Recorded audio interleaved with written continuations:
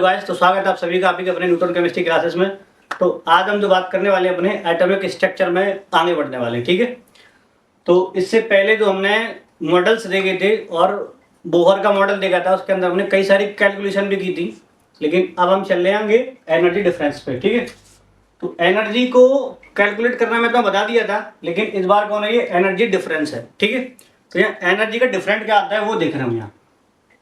तो ये है, अब जाहिर सी बात है अगर तुम्हें डिफरेंस पता करना है तो ज़्यादा में से कम वाली घटा दो तो डिफरेंस में समझ में आ जाएगा ऑटोमेटिकली। तो यहाँ पे क्या है, देखो delta E equal to E n two minus E n one. तो यानी कि ये एनर्जी जो है वो सेल नंबर 2 की है और ये जो एनर्जी है वो सेल नंबर 1 की है। तो 2 वाली में से 1 वाली लेस कर दो, तुम्हारे पास डिफरेंस निकल आएगा कितना डिफरेंस इसका है, ठीक है।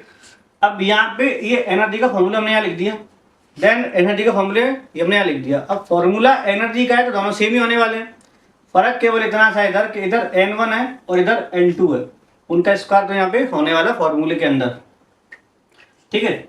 अब यहाँ चीज है, अब ये याद रखना कि यहाँ से जो एनर्जी निकल के आएगी वो इलेक्ट्रॉन वोल्ट पर एटम में निकल के आती है। कौन है ये, इलेक्ट्रॉन वोल्ट पर एटम में निकल के आएगी, ठीक है। तो ये फॉर्मूला जो है वो इलेक्ट्रॉन वोल्ट पर एटम से यहाँ पे निकल के आएगी। अगर तुम्हें ये चेंज करनी हो तो बाद में से चेंज भी कर सकते हैं, लेकिन फिलहाल ये किसमें है, ये इलेक्ट्रॉन वोल्ट में है, ठीक है। इलेक्ट्रॉन वोल्ट पर एटम में ये, ठीक है। अब यहाँ आगे देखो, ये यहाँ पे आएगी किसमें, जूल में। तो अगर जूल में आएगी तो फिर यहाँ जो वैल्यू है वो यहाँ पे आ जाएगी चेंज होकर के, क्योंकि हम इलेक्ट्रॉन वोल्ट से जूल में उसे कन्वर्ट कर देंगे बाद में, ठीक है। तो यहाँ पे हो जाएगा। तो ये फॉर्मूला क्या बन गया, 2.18 10⁻⁻18 जेड स्क्वायर ब्रैकेट में 1/n1 का स्क्वायर माइनस 1/n2 का स्क्वायर। तो यहाँ पे जेड क्या है, एटॉमिक नंबर है, ठीक है। अब यहाँ हो सकता है कि तुम लोग एनर्जी लेवल है वो हाइड्रोजन में पता करो या हीलियम में पता करो या फिर लिथियम पता करो। तो जो भी तुम्हें पता करना है उसका यहाँ पे तुम्हें एटॉमिक नंबर लिखना है, ठीक है। यहाँ पे कौन आएगा, उसका एटॉमिक नंबर। जूल में अगर एनर्जी निकालनी है तो इसका यूज करोगे, और अगर इलेक्ट्रॉन वोल्ट में निकालनी है तो फिर इसका यूज करेंगे यहाँ पे, ठीक है। तो ये रहा हमारा एनर्जी का फॉर्मूला।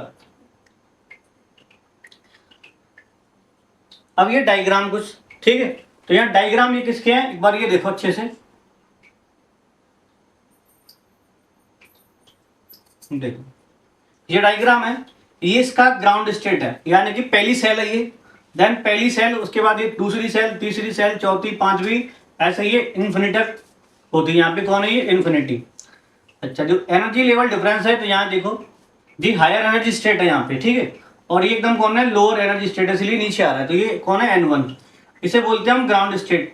तो ग्राउंड स्टेट में जो ऑर्बिटल होता है वो कौन सा है, वो N1 है, ठीक है। तो यहाँ पे कौन रहेगा, ये N1, और यहाँ कौन है, ये N2। तो ये लेवल है। अब याद रखना कि जब भी इलेक्ट्रॉन अगर किसी भी सेल से इसके अंदर आ रहा है, किसी भी ऑर्बिटल से दूसरे से अगर आ रहा है इसके अंदर, तो जो एनर्जी लेवल है ये सेल 1, सेल 2, सेल 3, मतलब किसी भी सेल में आ रहा है। तो यहाँ पे अलग अलग सेल के लिए अलग अलग वैज्ञानिक को डिसाइड किया गया था कि जब भी तुम्हारी सेल में कोई इलेक्ट्रॉन अगर आता है तो उसकी जानकारी तुम्हें देनी पड़ेगी, ठीक है। तो पहली सेल में कौन था, लाइमर, दूसरी में बाल्मर, तीसरी में पाश्चर, ऐसे सोवन अलग अलग करके यहाँ पे अलग अलग साइंटिस्ट भी थे, ठीक है।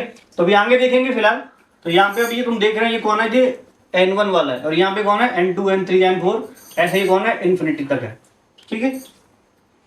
इन्फिनिटी पे अगर के जो एनर्जी लेवल है ना वो हो जाता है 0। यहाँ पे एकदम हाई होता है, जो 13.6 के समथिंग होता है यहाँ पे। देखो अभी आगे चलते हैं, देखो। तो यहाँ पे जो N1 है, जो ग्राउंड स्टेट पे है, जो एनर्जी लेवल है इसका कितना है, यहाँ पे एनर्जी माइनस 13.6 इलेक्ट्रॉन वोल्ट है यहाँ पे। जैसे ही दूसरी सेल में आएगी, डिफरेंस है यहाँ पे इसका, दूसरी लेवल की एनर्जी क्या है यहाँ पे, माइनस 3.4 इलेक्ट्रॉन वोल्ट। डिफरेंस पता करोगे तो इन दोनों को लेस कर दो, E2 माइनस N E1 कर देंगे तो ये निकल आएगा यहाँ पे, देखो E2 माइनस E1। E2 कौन है, ये रहा, और E1 कौन है, ये रहा। डिफरेंस करेंगे तो ये वैल्यू तुम्हारे पास निकल आएगी। ऐसी सेम तीसरी लेवल की एनर्जी वही है, चौथी की है, पांचवी की है, ऐसे आगे चल के चलते जाएंगे और इन्फिनिटी पे आकर के एनर्जी हो जाएगी 0। तो ये हर एक का डिफरेंस है, जहाँ भी तुम्हें डिफरेंस पता करना हो वहाँ पे E2 माइनस E1 कर देंगे और तुम्हारे पास वो निकल आएगा, ठीक है। आई होप ये ग्राफ तुम्हें समझ जैसे आ गया होगा। अगर कोई डाउट हो तो मुझे कमेंट करके जरूर बता देना एक बार। यहाँ पे ग्राउंड स्टेट, जीएस का मतलब समझ लेना कि ग्राउंड स्टेट की बात चल रही है, क्योंकि जरूरी ना कि हर बार तुम्हें ग्राउंड स्टेट लिखा मिलेगा वहां पे। तुम्हें GS भी लिखा मिलेगा। तो समझ लेना कि यहाँ पे किसकी बात चल रही है, यानी कि ग्राउंड स्टेट की बात चल रही है। अब यहाँ देखो, तो अगर N1 रहेगा तो यहाँ पे कौन है, lowest energy state of any atom और आइंस। तो एटम हो या फिर आइंस हो, उनका जो एनर्जी लेवल है वो लोअर रहेगा, कहाँ पे, N=1 पे रहेगा यहाँ पे, ठीक है। अच्छा, अब यहाँ पे जो है, जो इलेक्ट्रॉन वोल्ट में अगर देखेंगे एनर्जी, देखो GS यानी कि ground state energy of hydrogen atom, तो उसके लिए ये रहेगी और हीलियम के लिए ये रहेगी यहाँ पे, ठीक है। तो अलग अलग है, हालांकि तुम उनको कैलकुलेट भी कर सकते हैं, पीछे भी फॉर्मूला दिया था, वहां से तुम आराम से कैलकुलेट भी कर सकते हैं, लेकिन दोनों के लिए तुम्हें दे दिया अलग से निकाल के, क्योंकि तो इनकी जरूरत ज्यादा पड़ती है, इसीलिए तुम्हारे अलग से यहाँ पे दे दिया, ठीक है। अब ये एक्साइटेड स्टेट, अब एक्साइटेड स्टेट का मतलब क्या है कि जो उसका जो लेवल 1 है ग्राउंड स्टेट पे, जब वो वहां से एक्साइट होगा और किसी और सेल के अंदर जंप करेगा, उसे बोलते हैं उसकी एक्साइटेड स्टेट। मतलब ये है कि अगर कोई इलेक्ट्रॉन है वो एकदम लोअर एनर्जी लेवल पे है, उसे अगर तुमने बाहर से एनर्जी दे दी, और तो अगर एनर्जी दे दी तो क्या होगा कि वो एनर्जी को एब्जॉर्ब करके वो दूसरे लेवल पे जंप कर जाएगा वहां पे, ठीक है। तो उसे बोलते हैं क्या, एक्साइटेड स्टेट। अब हो सकता है वो किसी भी सेल में चला जाए, लेकिन ये पक्का है कि वहां पे N=1 नहीं होगा, क्योंकि 1 में तो पहले से ही था ही, N1 हो गया था जब, वो पहले से था ना। अब उसे अगर एनर्जी तुम लोग दे रहे हैं तो क्या होगा कि वहां से वो जंप करेगा, किसी और सेल में जाके चला जाएगा। वो अकॉर्डिंग टू एनर्जी से हायर एनर्जी लेवल में वो जंप कर जाएगा वहां से, ठीक है। लेकिन 1 में तो नहीं होगा, क्योंकि वहां से उसे एनर्जी मिलेगी तो वो हायर एनर्जी लेवल में जंप कर जाएगा वहां पे, ठीक है। अब N2 कौन है, फर्स्ट एक्साइटेड स्टेट है, और N=3 मतलब सेकंड वाली है। और अब इसके हम आगे चलेंगे तो यहाँ पे क्या है, M+1।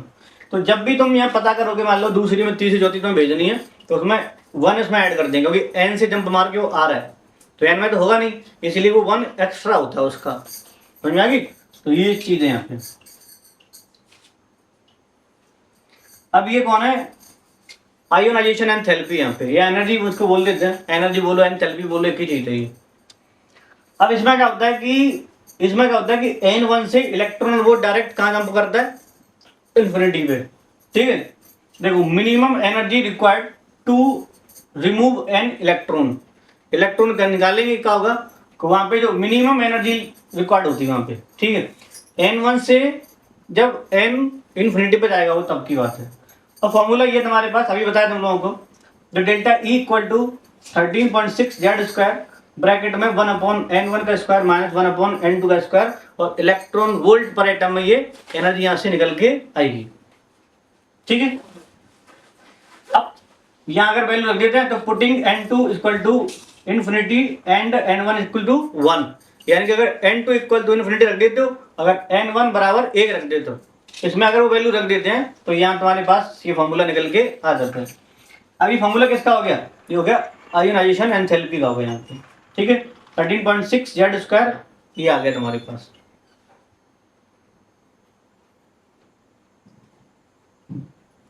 ठीक है। अब जो आयोनाइजेशन एंथैल्पी हाइड्रोजन के लिए इतनी है 13.6 इलेक्ट्रॉन वोल्ट, और हीलियम के लिए इतनी, लिथियम के लिए इतनी है। तो इनको कैलकुलेट भी कर सकते हैं आराम से, इसमें कोई दिक्कत वाली बात नहीं है, ठीक है। ये पोटेंशियल है, किसका है, आयोनाइजेशन एंथैल्पी पोटेंशियल है, ठीक है। उसका आयोनाइजेशन पोटेंशियल इसको बोलेंगे, आईपी मतलब आयोनाइजेशन पोटेंशियल, क्लियर। तो potential difference to which a free electron must be accelerated from rest, ठीक है। तो वहां से क्या हो रहा है, वो रेस्ट पे जा रहे हैं, देखो एक्सेलरेटेड फ्रॉम रेस्ट, रेस्ट से क्या कर रहे हैं, वो एक्सेलरेट हो रहे हैं, मतलब स्पीड उनकी बढ़ जाएगी। तो such that it's kinetic energy equal to ionization energy, ठीक है। अब यहां देखो, अगर ये दोनों इक्वल हो जाएंगे तो एनर्जी इनकी भी इक्वल हो जाएगी, अभी तो निकाला था ना, एनर्जी निकाली थी ना, तो ये क्या हो जाएगा, आयोनाइजेशन पोटेंशियल जो है इसका वो ये हो जाएगा, ये हाइड्रोजन के लिए हो जाएगा, ये हीलियम के लिए हो जाएगा, सेम ही है। यहां देखो एक बार, ये पूरा एक एटम है, इसकी पहली सेल के अंदर इलेक्ट्रॉन जो है वो यहाँ पे था, हुआ ये से एनर्जी मिल गई तो जंप मार गया, ये सेकंड सेल में चला गया। अगर इसे और मिलेगी तो थर्ड सेल में चला जाएगा, और ज्यादा मिलेगी तो फोर्थ में चला जाएगा। तो ये ऐसे करके यहाँ इलेक्ट्रॉन जो है जंप मारते रहते हैं, ठीक है। ये पूरा एक ग्राफ है, समझ रहे हो तुम लोग। यहाँ फर्स्ट एक्साइटेशन एंथैल्पी है, एक्साइटेशन जो एनर्जी है और फर्स्ट की है, वही सारी चीजें हैं, बस एक ग्राफ में तुम्हें दिखा दिया है। यहाँ पे n1 इक्वल टू 1 रखोगे और n2 यानी कि 2 रखोगे यहाँ पे हाइड्रोजन एटम में, ठीक है। ये सेकंड वाले के लिए, वो फर्स्ट वाले के लिए थी। अब ये कौन है, binding separation energy, energy required to move an electron from any state to infinity, यानी कि एनर्जी रिक्वायर्ड है, मूव कर रहे हैं इलेक्ट्रॉन को, कहां से कर रहे हैं, any state to n equal to infinity तक, ठीक है। तो जब इसे एक्साइट करेंगे तो एनर्जी सही है, किसे बोलेंगे हम, क्या, बाइंडिंग और सेपरेशन एंथैल्पी, यानी किसे बोलेंगे हम, बाइंडिंग, ठीक है। तो यहाँ देखो एक बार, ये बाइंडिंग एंथैल्पी जो है वो आयनाइजेशन एंथैल्पी के इक्वल है यहाँ पे, ठीक है, क्योंकि यहाँ से इलेक्ट्रॉन भी तो निकाल ही रहे हैं ना, और इसमें भी तो निकल के जाता है, तो वही चीज है। अब इसकी समरी है, जो पूरा तुमने अब तक पढ़ रखा है उसकी समरी है। Ground state n equal to 1 होता है, एक्साइटेड स्टेट यानी कि n1 से ज्यादा ही होगा। आयनाइजेशन एंथैल्पी जो है इसमें n1 जो है 1 लेते हैं और 2 इसमें कहा जाता है, वो इन्फिनिटी पे जाता है। ऐसी बाइंडिंग एनर्जी है, सेम चीज है दोनों। और ये कौन है, एक्साइटेशन एंथैल्पी। अब ये स्पेक्ट्रोस्कोपी है और स्पेक्ट्रोग्राफ है, तो ये सारी चीजें स्पेक्ट्रम वगैरह यहाँ पे अभी सबको डिटेल में देखने वाले हैं। देखो स्पेक्ट्रोस्कोपी, क्या ये स्पेक्ट्रोस्कोपी, अभी क्या है कि spectroscopy branch of science that deal with the study of spectra, तो यानी कि एक ब्रांच है, इसके अंदर हम स्पेक्ट्रा की स्टडी करने वाले हैं, ठीक है, ब्रांच है साइंस की। तो ये सारी चीजें अभी हम सबको एक करके डिटेल में देखने वाले हैं। देखो अब यहाँ देखें क्लासिफिकेशन बेस्ड ऑन ओरिजिन, तो क्लासिफिकेशन देख रहे हैं किसका, स्पेक्ट्रा का। तो स्पेक्ट्रा यानी कि स्पेक्ट्रम जो है होते हैं टू टाइप्स के, एक एमिशन स्पेक्ट्रम होता है, एक होता है एब्जॉर्प्शन स्पेक्ट्रम। एमिशन के अंदर एनर्जी बाहर निकल के आएगी और एब्जॉर्प्शन में एनर्जी को वो एब्जॉर्ब कर लेगा। ये टू टाइप्स के होते हैं। अभी आगे चल के इनको भी बांट देते हैं हम लोग। देखो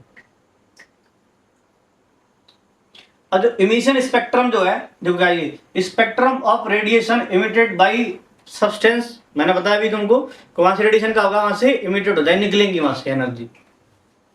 इमिशन स्पेक्ट्रम जो होता है टू टाइप्स का, कंटिन्यूअस और डिसकंटिन्यूअस भी होता है।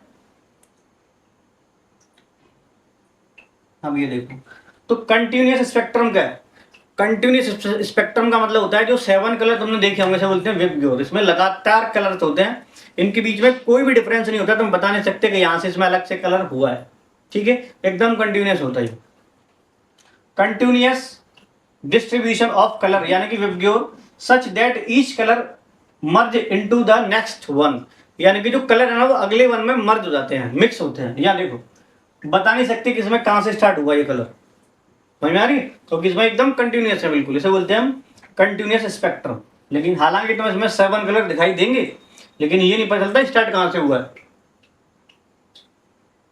ये देखो कंटिन्यूअस स्पेक्ट्रम, यहां से लाइट सोर्स है, यहां से लाइट को पास कर रहा है, ये बीच में प्रिज्म रखा हुआ है, और प्रिज्म से जब लाइट निकलेगी, व्हाइट कलर की रेज निकलेगी, तो यहाँ पे 7 कलर में डिस्ट्रीब्यूट हो जाएगा। यहाँ पे हमने एक स्क्रीन बनाई हुई है, तो यहाँ पे तुम्हें 7 कलर एकदम आसानी से दिखाई देंगे पूरे के पूरे, ठीक है, ये तुमने हाई स्कूल में भी पढ़ा होगा।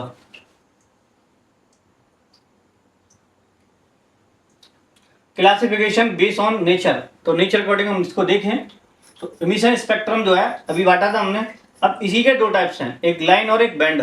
याद रखना लाइन स्पेक्ट्रम जो है वो एटम के लिए बनता है और बैंड बनता है मॉलिक्यूल के लिए।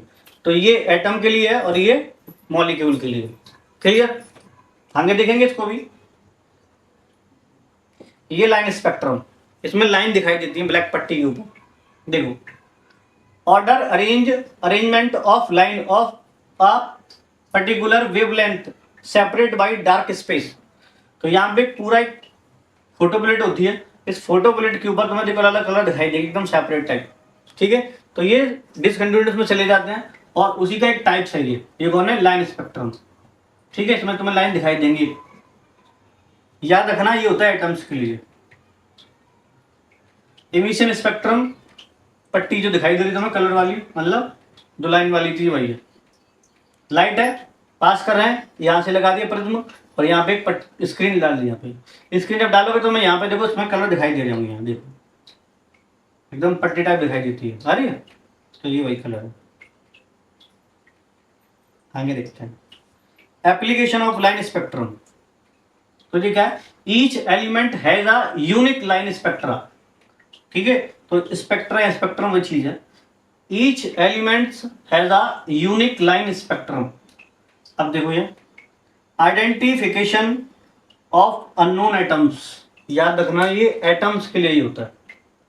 यहां से आइडेंटिफाई कर सकते हैं हम अननोन एटम्स को। ठीक है, ये कौन है, बैंड स्पेक्ट्रम, ये होता है मॉलिक्यूल के लिए, मॉलिक्यूल स्पेक्ट्रम। ठीक है, continuous band separated by some dark space. तो यहाँ पे तुम्हें दिखाई दिया कंटिन्यूअस वाला, बट उसके अंदर यहाँ पे तुम्हें ब्लैक पट्टी दिखाई देंगी, वहां से तुम सेपरेट कर सकते हैं कि इसके अंदर ये कलर है, इसके बाद ये कलर है। ठीक है, तो ये होता है इसके लिए मॉलिक्यूल के होता है।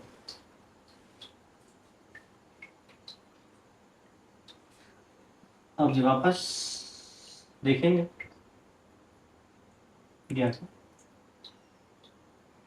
अब ये कौन है, एब्जॉर्प्शन स्पेक्ट्रम। वो कौन सा था, एमिशन स्पेक्ट्रम, और ये कौन सा है, एब्जॉर्प्शन।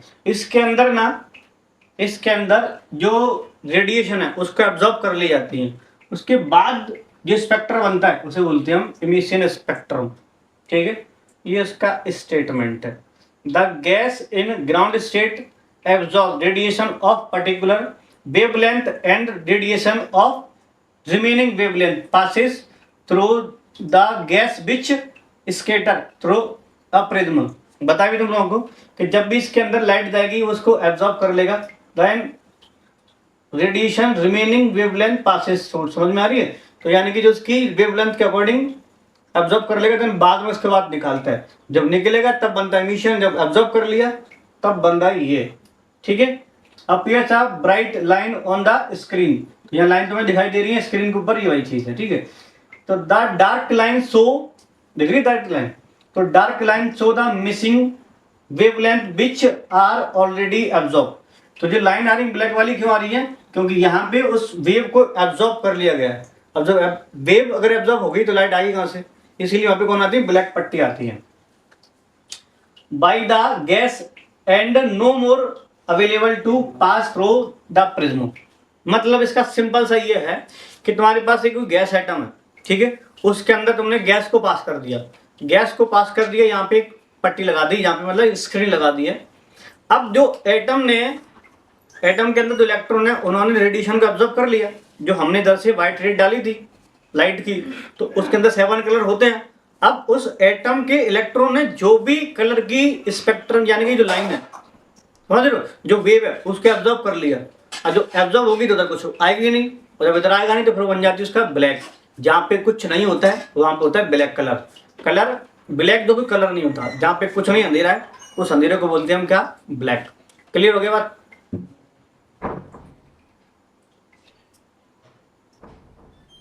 तो ये कौन है, एब्जॉर्प्शन स्पेक्ट्रम है। यहाँ पे कौन है ये, एब्जॉर्प्शन स्पेक्ट्रम, यानी कि एब्जॉर्ब करने वाला, वही चीज है।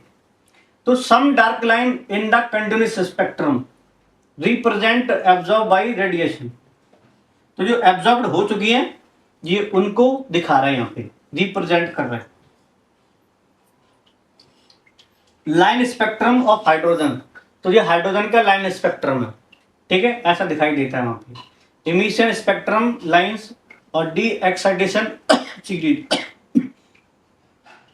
Due to de excitation of electron from higher to lower orbiter.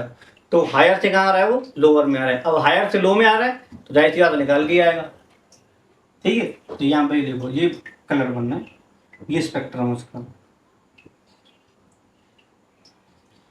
अभी बताया था वही है, लेकिन ये हाइड्रोजन के लिए है, डिफरेंस वही रहेगा, कोई लेना देना नहीं, एक ही चीज है, ठीक है। एनर्जी सब वही होती है। यहाँ पे रेड वर्क फॉर्मूला इंपॉर्टेंट है, न्यूमेरिकल काफी बनते हैं, ध्यान रखना, ठीक है। तो देखो इलेक्ट्रॉन मेक्स ट्रांजिशन फ्रॉम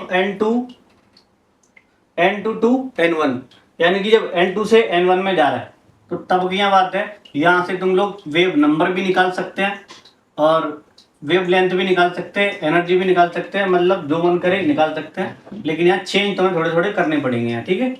तो यहाँ देखो अभी ये फॉर्मूला तुमने ऑलरेडी पहले से पढ़ रखी है, ये भी तुमने पहले से पढ़ रखा है, ठीक है। चलो अभी आगे देखते हैं। यहाँ पे आता है रेडबर्ग फॉर्मूला।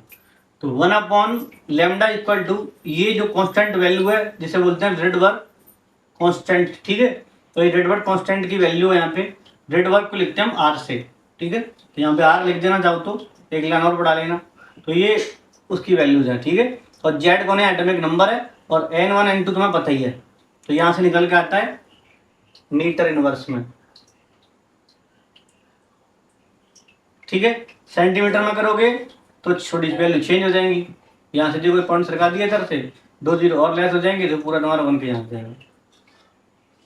अब n1 जो है वो 1 2 3 हो सकता है, n2 जो है वो n1 में प्लस करना पड़ेगा भाई, क्योंकि अगर 1 है तो फिर 1 तो उसमें जाएगा, 2 तो फिर 2 में जाएगा। मतलब यह है कि जो भी है वो n1 इसमें ऐड करना पड़ेगा, तो तुम्हारा बनेगा वहाँ पे n2। और यहाँ पे कौन है, रेडबर्ग कांस्टेंट है यहाँ पे। तो RH है, RH की वैल्यू कांस्टेंट है बताई मैंने, तो यहाँ पर रखी थी अभी, देखो ये जो है वो यहाँ रख रहा है, ठीक है। और ये इक्वल कर दिया, मतलब सॉल्व कर दिया, थोड़ा सा सिंपल कर दिया और कुछ नहीं। अब ये फॉर एनी एटम, किसी भी एटम की लगा सकते हैं। तो RH कौन है, रेडबर्ग कांस्टेंट है, जेड स्क्वायर फॉर फॉर्मूला वही है, तो तुम किसी भी एटम में इसको लगा सकते हैं, ठीक है। चलो यहाँ मतलब जल्दी सॉल्व करना है तो यहाँ 912 रख करके एंगस्ट्रॉम अपनी वैल्यू निकाल सकते हैं यहाँ पे, ठीक है। एंगस्ट्रॉम में आ जाएगी, 912 रख दोगे तब की बात है यहाँ, बाकी का सेम चीज वही रहेगी, ठीक है। Spectral series of hydrogen atom, ठीक है। तो ये वही है लाइमर, बाल्मर, पास्चर, ब्रैकेट, फंड और हम्फ्रे। ये बताया तुमको, ये होता है n1 के लिए, ये होता है n2 के लिए, n3, n4, n5 और n6, ठीक है। तो जब n1 में जब इलेक्ट्रॉन जंप कर रहा है किसी भी सीरीज से तो उसकी जानकारी देंगे वो लाइमर देंगे, अगर 2 वाली में आ रहा है तो बाल्मर देंगे, 3 में आ रहा है तो पास्चर देंगे, 4 में आ रहा है तो ब्रैकेट, और ऐसे ही 5 में ये 6वें लम्फ्रे, ठीक है। देखो तुम्हें एक मिनट थोड़ा सा मैंने हालांकि तो बताया था मैंने, देखो ये अगर किसी भी सेल से यहाँ इलेक्ट्रॉन जंप मार रहा है n वाली में, तो यहाँ पे जानकारी कौन देंगे, लाइमर, कहीं से भी कर जाए लेकिन देंगे जानकारी ये लाइमर, ठीक है। दूसरे में अगर आ रहा है कहीं से भी, किसी भी सेल से दूसरे में आ रहा है तो बाल्मर, ऐसी 5 6 ब्रैकेट, फुंड, लम्फ्रे, तो 6 तक होती है। यहाँ आते वापस लौट के, ये आगे सारे साइंटिस्ट लाइमर सीरीज, देखो for an electron present in hydrogen atom, तो first spectral series found in UV यानी कि अल्ट्रावायलेट, रीजन बाई लैम्फ्रे। तो ये लैम्फ्रे जो साइंटिस्ट हैं उसकी जानकारी ये देंगे, और इनमें जो वेव आ रही थी वो कौन थी, वो यूवी थी, यूवी मतलब अल्ट्रावायलेट रेज होती हैं, ठीक है। तो यहाँ से जो है एक अलग डेवलपमेंट हुआ, यानी कि बोहर ने क्या हुआ कि इसकी कुछ जवाब नहीं दे पा रहे थे कोई क्वेश्चन के, जो उसकी लिमिटेशन थी वो नहीं बता पाए कि स्पेक्ट्रम लाइन में कितनी लाइंस बनती हैं, और जो स्पेक्ट्रम है वो जो इतने टाइप्स का कैसे बनना था वो नहीं बता पाए बोहर। जब बोहर नहीं बता पाए तो हुआ ये, फिर अगले साइंटिस्ट और आए, वो कौन थे, डी ब्रोंगली। कौन थे वो, डी ब्रोंगली। तो डी ब्रोंगली थे और उन्होंने बताया फिर कि भैया जैसे इलेक्ट्रॉन के अंदर डुअल नेचर होता है ऐसे ही मैटर के अंदर भी डुअल नेचर होता है। तो ये आगे की बात है, मैं इसे आगे कराऊंगा नेक्स्ट वीडियो में। तो वीडियो पसंद आए लाइक जरूर कर दें, चैनल सब्सक्राइब कर दें, वीडियो को शेयर जैसे कर दें जैसे और लोगों तक भी पहुंच पाए, ठीक है। तो इसको हम आगे अगली वीडियो में रिकॉर्ड करेंगे इसको, ठीक है। तो चलो फिर मिलता हूँ नई वीडियो साथ में, फिलहाल के लिए विदा चाहता हूँ, बाय बाय।